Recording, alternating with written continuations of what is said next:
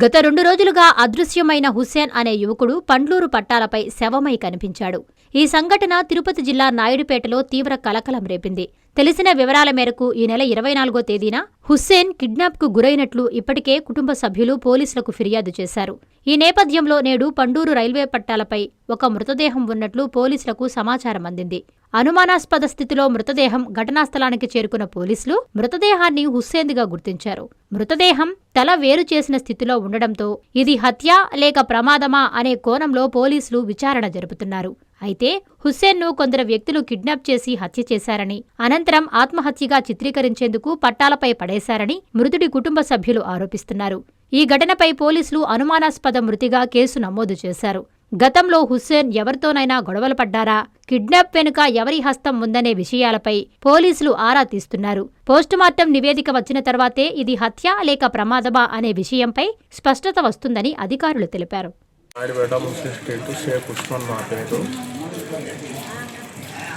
ఈ విధంగా టార్జన్స్ ముస్లిం స్ట్రీట్కి వచ్చి అంటే వాళ్ళకి ఏమన్నా వివాదాలు ఉన్నాయో ఏదో మనకు తెలీదు. 24వ తేదీ 8:40కి మా ఇంటికాడి నుంచి ఆటోలో వేసుకొని వెళ్ళారు వీళ్ళు. దాని తర్వాత వాళ్ళని మేము ఫోన్ చేసి అడిగితే అతను తప్పించుకొని వెళ్ళినాడు అని మా నాన్న ఫోన్ చేసి వీళ్ళు చెప్పినారు. సరే అని వస్తాడు కదా అని 2వ రోజు వరకు మేము వెయిట్ చేసినాము.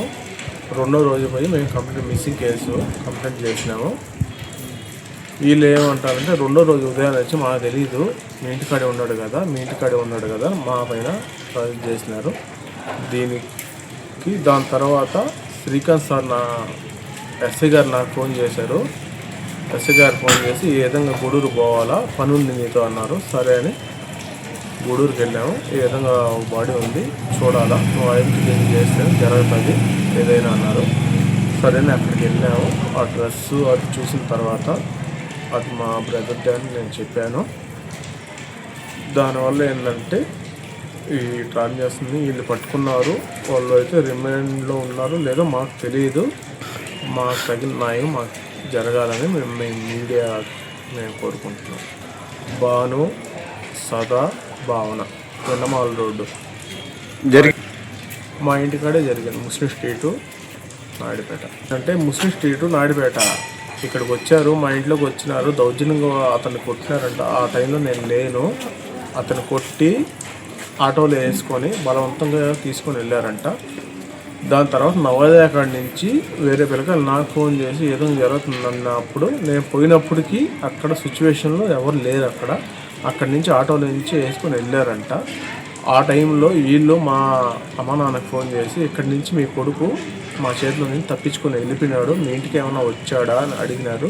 మా ఇంటికి అయితే రాలేదు అని మా అమ్మ నాన్న చెప్పినారు. 2వ రోజు 5:30కంతా మా ఇంటికి వచ్చేసి తలుపు కొట్టి రండి మనం కేసు పెడదామని ఈ హిజరా బాను మా ఇంటికి 5:30కి వచ్చి తలుపు కొట్టి స్టేషన్ పోదామండి అన్నారు. ఆకృతి విల్లాస్ వెంకటగిరి ప్రజలకు గొప్ప శుభవార్త.